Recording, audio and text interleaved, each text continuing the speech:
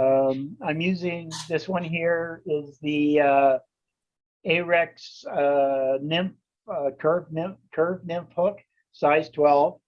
I kind of like the curved nymph for the Ahrex ones. These are barbless hooks too, just so you know.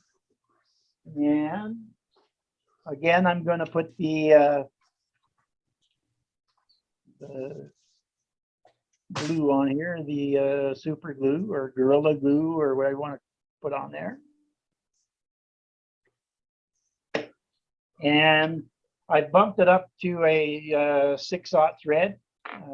Don't need I'm not worried about too much space here. And we're just gonna, again, it's white. I just happened to use this here yesterday, or not yesterday, the day before. So it's still a little bit on the orange side, but it doesn't matter if it's white or orange or whatever. And I'm going to take this soft tackle. This is a Brahma cape, and going to go to the back, and I'm going to take out the. I'm just going to take out one of the big soft tackles here. Going to take the fuzzy off of it. I don't need the fuzzy. You could likely keep it. You know, it's a kind of a marabou. You could use it for a tail if you wanted to. And I'm just going to take a small bunch, and I pulled it out so they're all fairly even. And I'm just going to pull that off. And I'm going to put that on. I'm not worried too much about length, as long as it's as long or shorter than the body of the fly it's going to be going to tie. And then I'm just going to tie that down right in there with it. And then I'm going to have a rib on it. I'm going to do a copper rib. And I got it here somewhere. Or I had it here somewhere. I brought it. Oh, here we are. I've mentioned it before. What I do is I strip down a light cord. Is what I did. So it's really fine wire. So I'll take out one piece, and because it's so fine, I actually fold it over so it's a little thicker.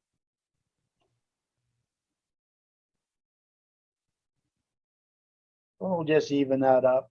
There you go, man. And the bead is, this one's a 7/64 tungsten bead. I like to get that down there. On the size 16 one, I used the 3/32 tungsten. So I'm going to tie this on. Is that a gold bead, Dennis? Yes, it is. Yeah. And I'm going to bring it back up to the front again because I'm going to. You can use either pearlescent tinsel. I like using the lateral scale. It's got a little bit of pearlescent. This one's got a little bit of green in it, a little bit of purple and pink. So the flash is really nice on it. And what I'm going to do is I'm going to cut off a piece.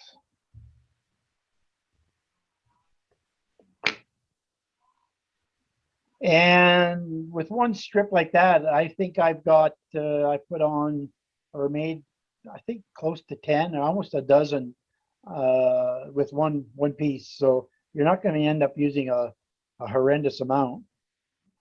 And what I do is I put it on the side and let it roll up on top as much as you can, and then tighten it down. And then I come back and I try and keep it as centered as I can.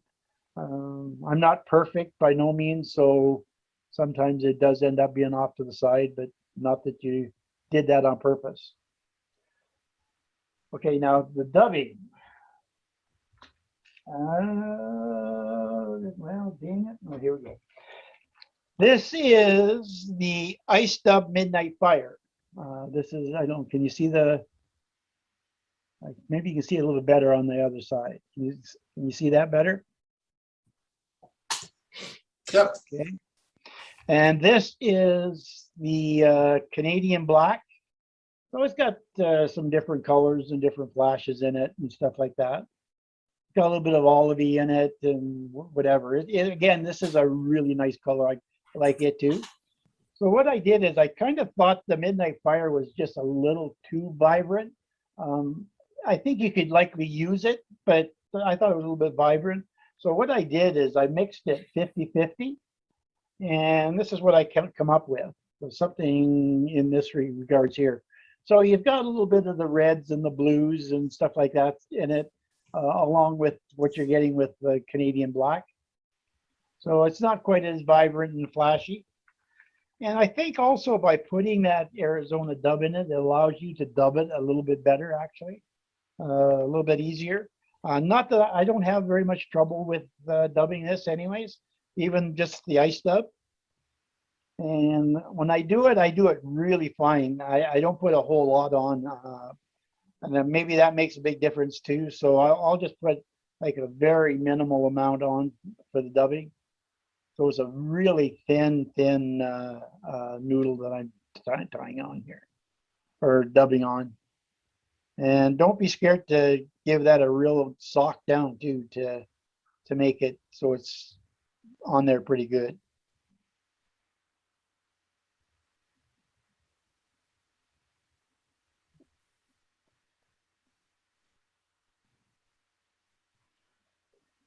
And then you're going to wrap this up to about half, or maybe even a little bit past half on the body, and then bring it back a little bit. Oops, I don't want to get that much. Now, if this was the smaller one, I would actually go right to the eye with the dubbing, okay? Because it's small, it's easier to do the whole body in the sequence. Then what you're going to do is you're going to take the lateral scale and you're going to lay it across the back. Try and keep that as much on top as you can.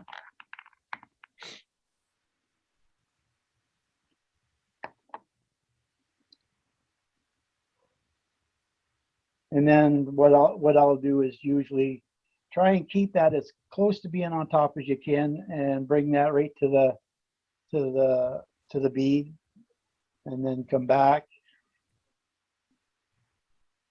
Then I counter wrap my wire, and I want to try and get at least two wraps in there. With this size, you can pretty well get your 3 wraps in there.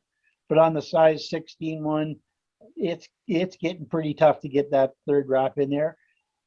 If I do the 3rd wrap, I'm using it. It's not doubled, but just a single piece. And the reason I want at least 2 wraps on there, because the wraps on there not only for ribbing, but also to hold that lateral scale down. Then I'll trim that off. And what I'm going to do is flip that back and try and keep that as straight on top as I can. So when I flip that back over, it's going to be close as on top as you can. And then I'm going to take that. Oh, I thought I had more there, but I don't. But we'll just grab that.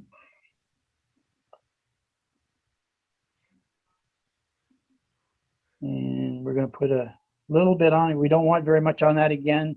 Like, it's really, really fine. I'll see how fine that is on there.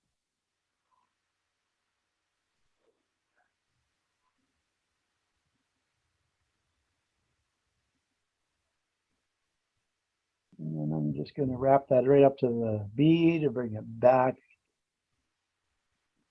And then I'm going to come about, try and get somewhere roughly in the middle of that little bit of dubbing. Then I'm going to, I had a, okay, this is Black Goose by it.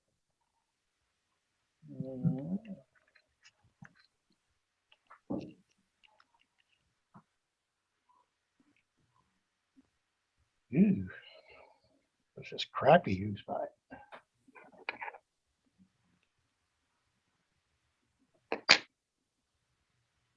Going to take one.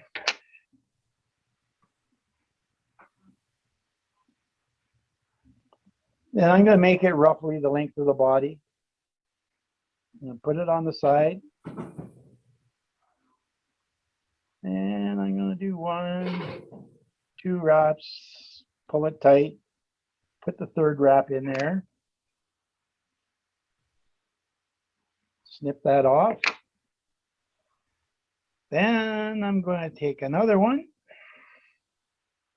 This is the really tricky part because you want to get these legs just about the same length. Sometimes it works, sometimes it doesn't. So I'm going to do the same thing. Oops, get the right bend in there. Again, just about the length of the body. Oops, on this side. Wrap over once, twice, give it a little bit of a pull just to tighten that down. Third one. Then I'm going to grab a little bit of this, dubbing again.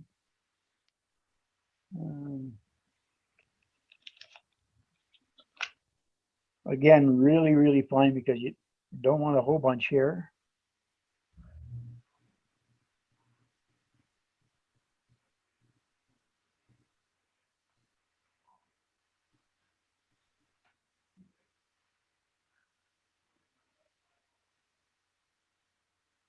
And just cover up that little bit there, pull it down through there just to make sure. And what you're going to do is take that little tag of a lateral scale, you're going to pull it over top. Again, try and keep that right on top. I put 3 wraps on top, then I'm going to flip it like this and then slide that right down there. Going to put at least 3 in behind it like that. Snip it off like that. And I'm going to take my trusty dusty orange again.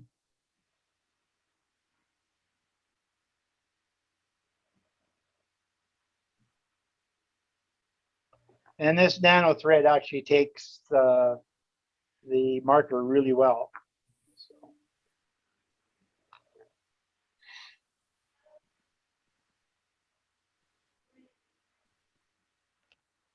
1, 2, 3, and I'll do 4 on that one. And just pop it off and give it a pull. And there you go.